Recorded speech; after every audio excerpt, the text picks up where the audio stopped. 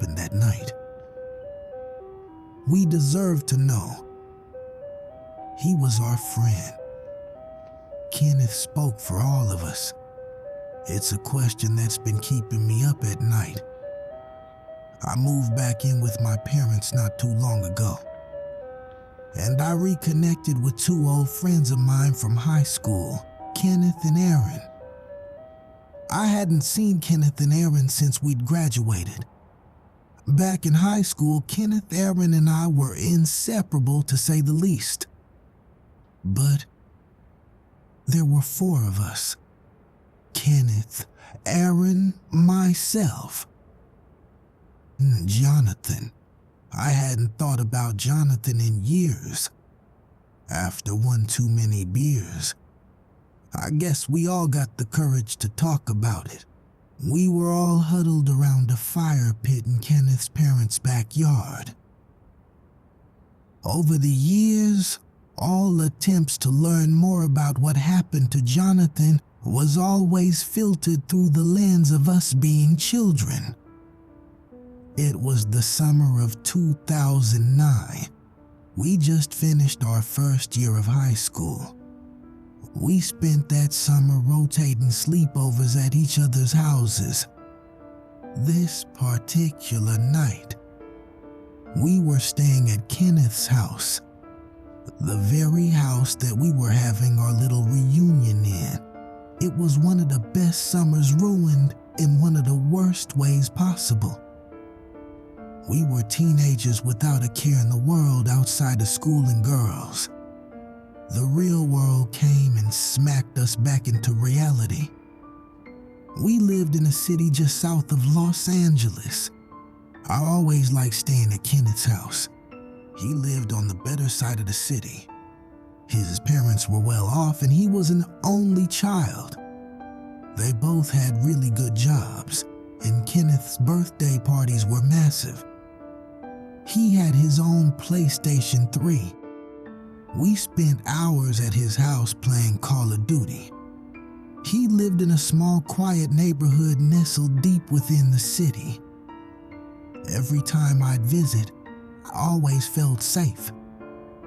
It was one of those places where the community threw block parties and everyone knew each other on a first-name basis. Children wandered the neighborhood looking for things to do. The park was just outside the neighborhood, and if it was too hot, you could always just throw a water fight in someone's yard. Ice cream truck jingles were like small little interludes throughout the day. Each trip to the truck was a small adventure in and of itself. Things were so in place. The night was pretty normal. There wasn't anything in particular that came to mind that made this night any different than any other. We were all huddled in Kenneth's room playing the game.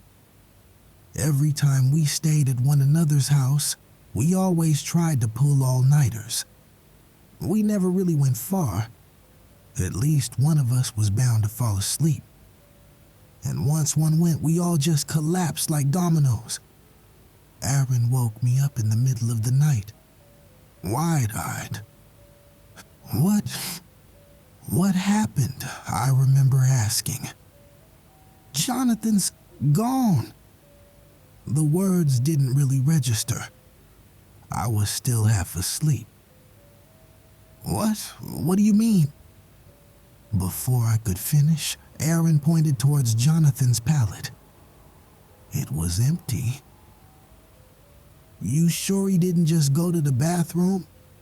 Aaron shook his head. No. I checked the entire house and I couldn't find him anywhere. I think he's sleepwalking again. I listened to Aaron explain what happened while I was asleep. Aaron was the last man standing. When he shut the game off, he noticed that Jonathan was gone. Do you hear that? I asked. Aaron shook his head, yes.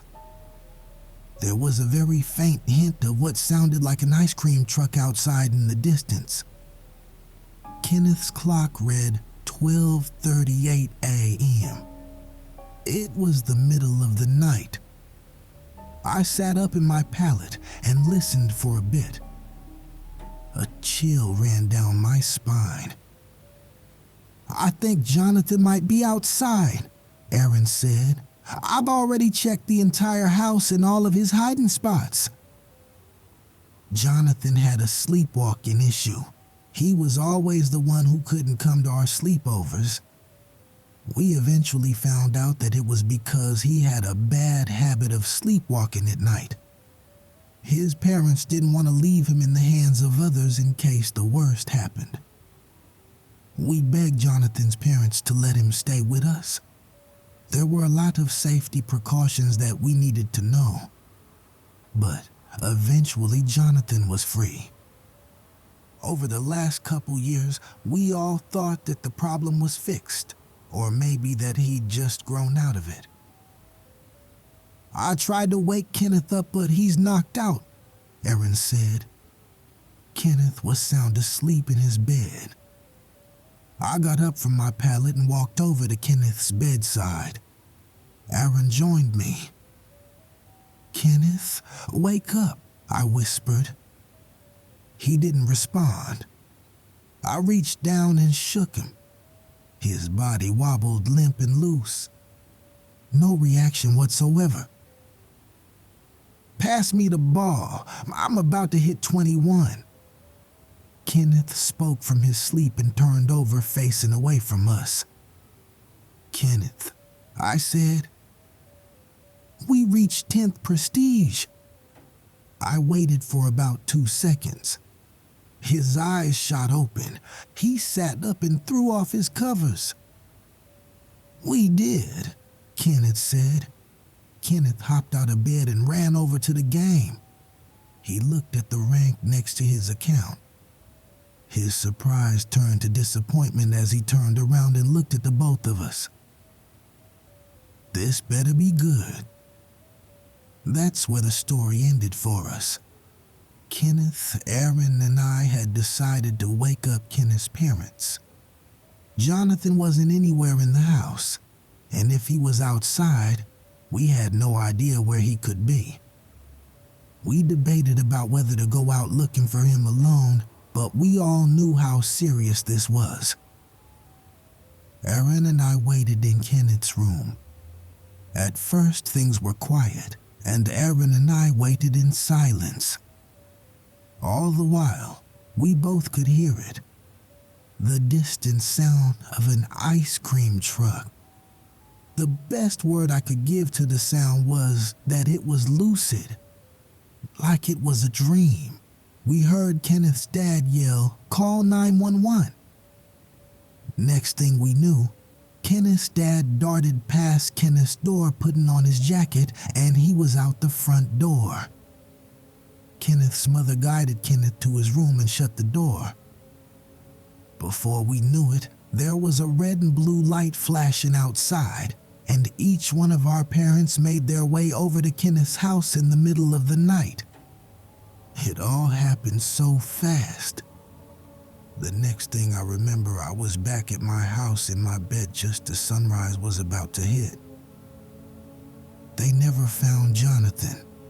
Just like that, one of my best friends disappeared into the night. That was the end of our summer sleepovers that year. I didn't see Kenneth or Aaron until school started. Our parents kept us in the dark. Every time we'd ask, they didn't go into much detail. There was no way he'd run away. One thing we'd all settled on, though, was that we'd heard the ice cream truck in the distance and wondered if it had anything to do with our best friend's disappearance. Sometimes I sat up in my bed thinking about it. Always close to the anniversary of my friend's disappearance. In some way, I was listening for the sound of the ice cream truck. That was the only time I'd ever heard of an ice cream truck in the middle of the night. It wasn't something that we were sure that Kenneth's dad would want to discuss.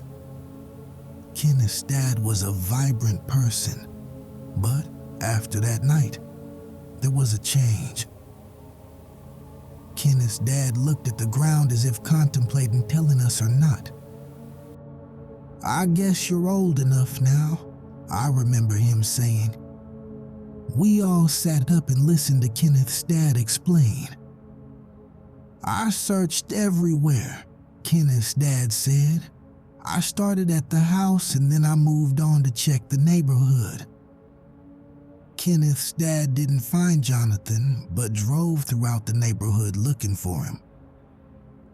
"That's when I noticed it."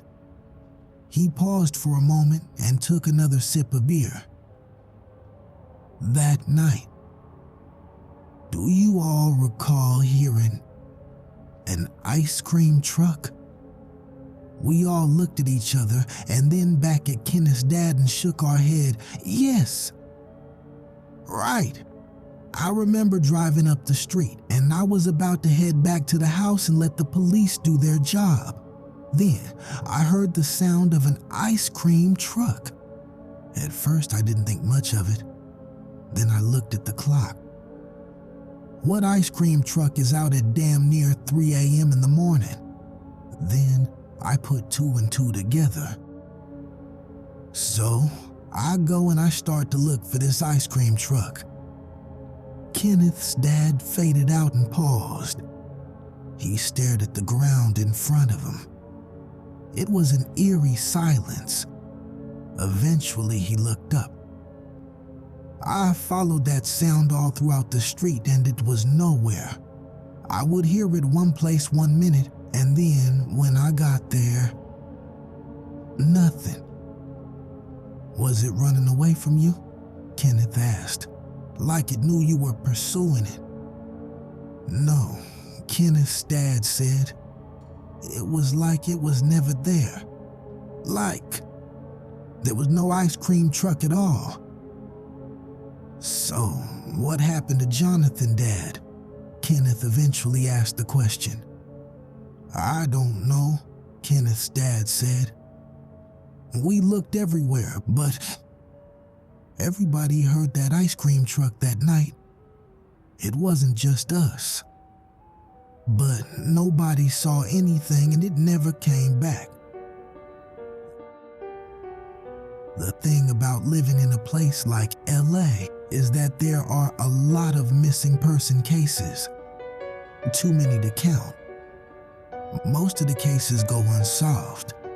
They never found any suspects for Jonathan. But yet and still to this day, I've never heard an ice cream truck at that time of the night. And it gives me chills just thinking about it. Some nights, I find myself listening out just in case.